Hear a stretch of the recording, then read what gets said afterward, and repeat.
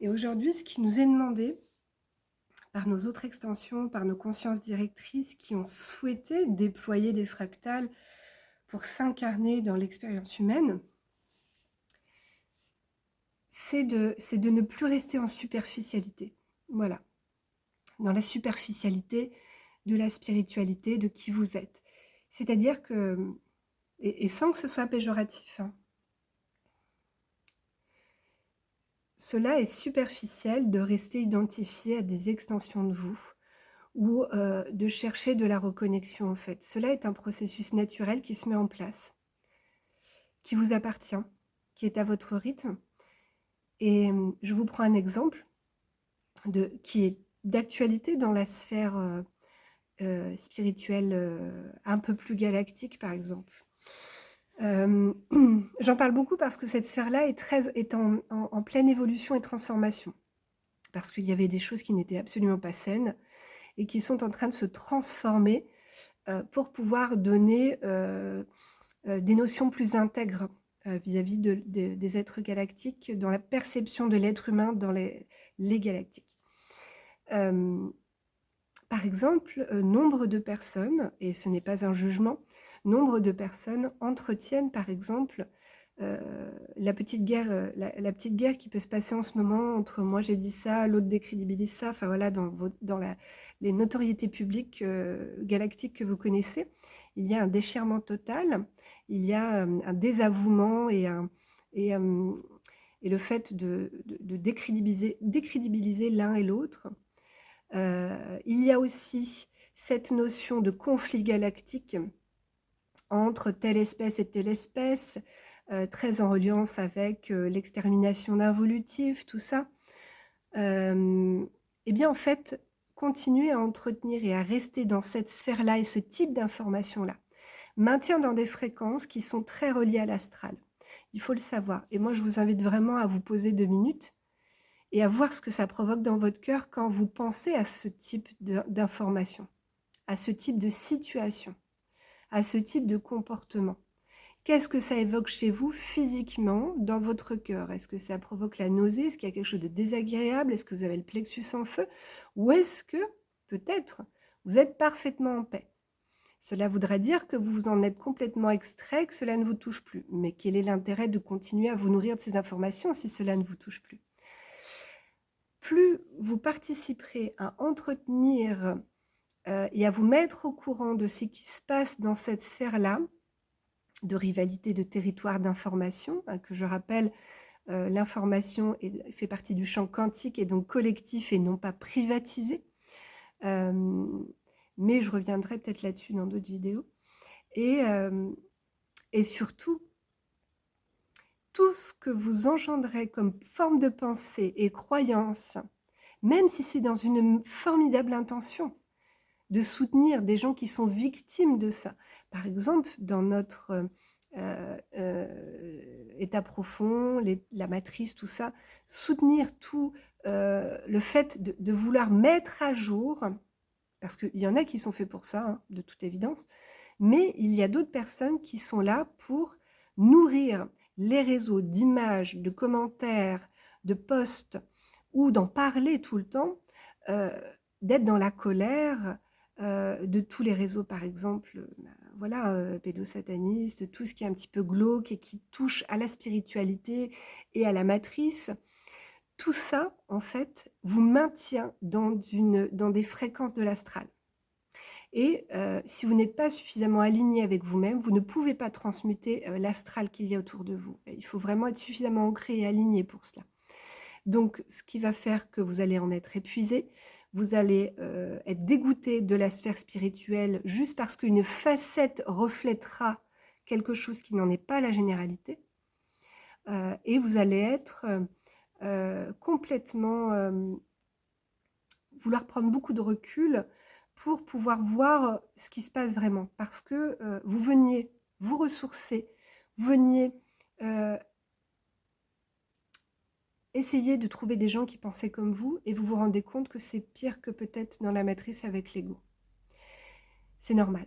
Alors c'est normal, hein, il faut savoir que les gens qui prennent conscience qu'il y a de l'énergétique, de la spiritualité et de la matière de la matrice, sont parfois beaucoup plus dans le jugement et beaucoup plus intransigeants que des gens qui ne sont absolument pas réveillés. Pourquoi? Parce qu'ils perçoivent la facette énergétique de la chose et la facette matricielle de la chose. Donc cela rajoute des paramètres et donc du coup, rentre dans une, une vision des choses où on peut être potentiellement pollué, on peut être potentiellement influencé, voilà. Tout ça, en fait, vous maintient dans une sphère astrale de dualité incroyable et nourrit encore la matrice en place que vous pourriez réencoder de plus belles vibrations. Alors attention, je ne dis pas de se retrouver que entre personnes qui ont une façon de penser positive et de s'éloigner de tout. Non, je vous demande de vous retourner sur vous-même et de savoir qu'est-ce qui vous fait du bien à écouter et ce dont vous avez besoin pour vous ressourcer. Car aujourd'hui, nous descendons en profondeur de notre être. Et on va aller voir toutes les faces cachées du mental et de l'ego pour savoir tout ce qui nous blesse, tout ce qui nous bloque. Et on n'a pas besoin en fait d'alimenter notre espace, notre corps physique et nos corps subtils de ces énergies-là. D'ailleurs, le premier signe qui fait que vous êtes en saturation de ces informations-là, ce sont les pertes de mémoire et les grands états de fatigue, avec un entraînement de douleur physique. Clairement, ça veut dire que vous vous nourrissez que de l'astral. Donc là, il faut vraiment prendre soin de vous et mettre des choses en place hein, pour vous et dans votre environnement. Rester en superficialité de tout ça, ce n'est pas parce qu'on croit au galactique ou qu'on croit à l'énergie qu'on est éveillé, hein, absolument pas. On a une part, on a un petit morceau de l'histoire qui est bien plus grand que ça. Tout ça est fait pour nous stimuler à aller voir ce que nous sommes vraiment et quel être sommes-nous.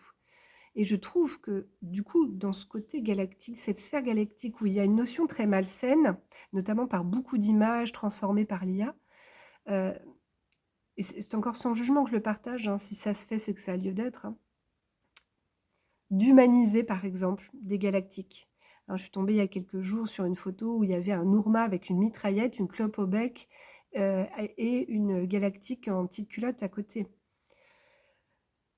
J'ai rigolé parce que ma facette Tourma m'a dit mais à quel point allez-vous continuer à nous ridiculiser? Voilà, c'est-à-dire qu'on a la notion, la fâcheuse tendance de tout humaniser. Or, ces êtres-là, qu'ils soient dans l'invisible, galactique, intraterrestre ou autre, peu importe, ne sont pas des humains, hein. Et c'est ce qui fait la richesse de se connecter à autre chose que nous-mêmes. Donc, si nous tendons à humaniser tout ça, et par exemple aussi à nous sous-estimer par rapport à eux.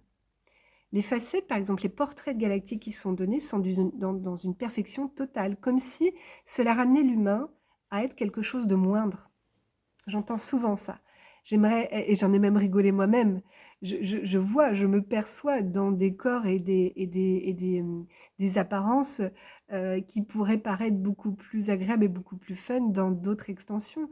Mais celle-ci a lieu d'être aussi. Et le jeu, c'est que j'accepte celle-ci. Et on reste dans une superficialité, en fait, qui maintient de l'astral, qui maintient de la dualité et qui nous maintient dans un confort où, ouais, il y a autre chose qui existe, donc du coup, ouais, super, je suis éveillée, je vais y arriver, je vais ascensionner. Mais en fait, le boulot ne s'arrête pas là. L'éveil, c'est un état d'être, d'être-té qui se cultive chaque jour, qui n'est pas acquis, qui s'entretient et qui se stimule. C'est pour cela que vous devez aller voir dans tous les types de sphères, que ce soit chamanique, druidique, celtique, magie, galactique, christique, et j'en passe. Vous devez aller vous enrichir des fréquences pour savoir ce que vous aimez, ce que vous n'aimez pas.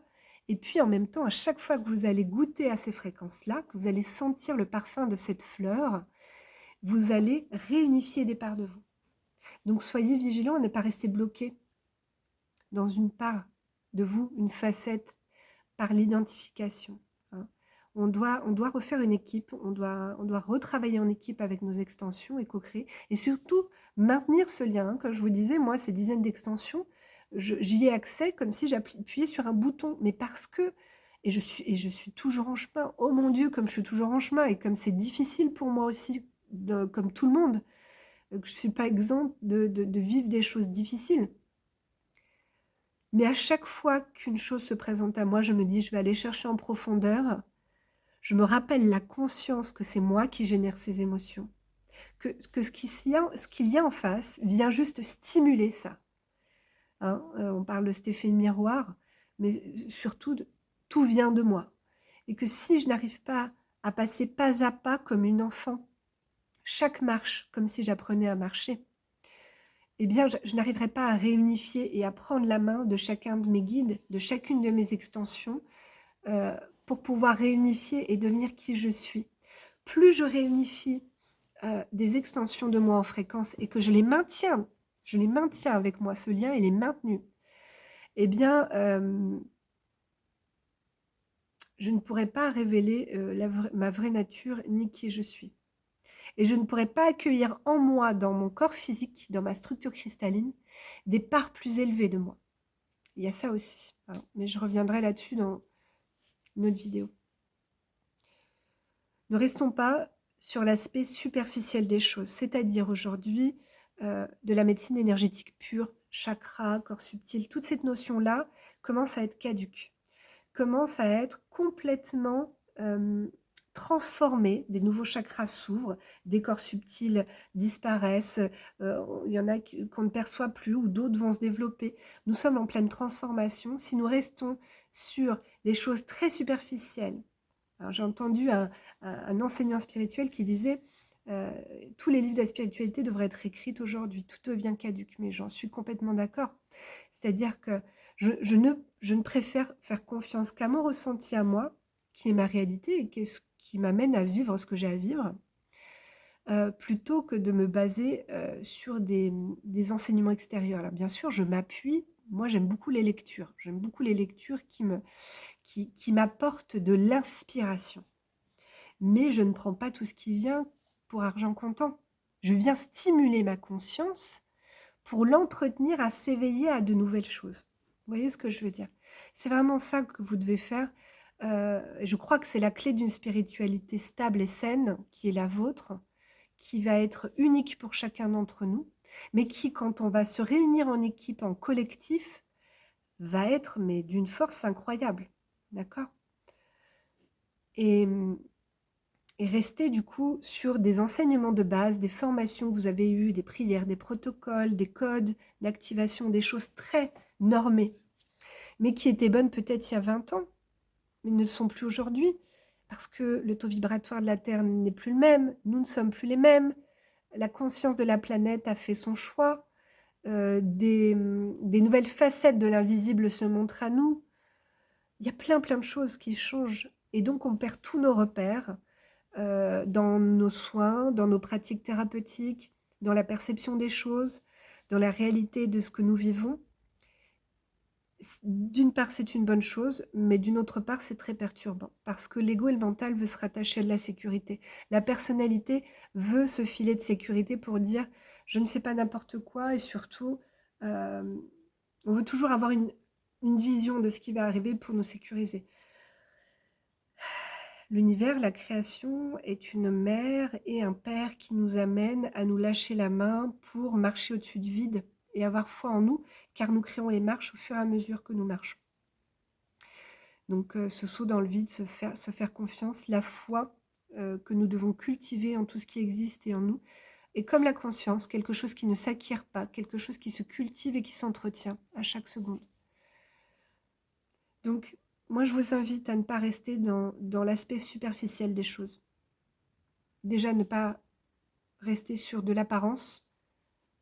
C'est pour ça aussi qu'en ce moment, on vit beaucoup de choses sur nos corps, sur, des choses qui se révèlent à nous de façon à l'image des gens, à l'image de la société, à l'image de certaines réalités, à l'image qu'on avait par exemple de ces notoriétés publiques, dans la sphère galactique par exemple. On se rend compte du revers, on se rend compte que tout le monde est humain et tout le monde a ses propres problèmes à gérer en fait. On se rend compte que, en fait la personnalité elle rentre dedans et elle cherche, à tirer la couverture sur elle pour briller plus que l'autre. Mais parce que c'est humain.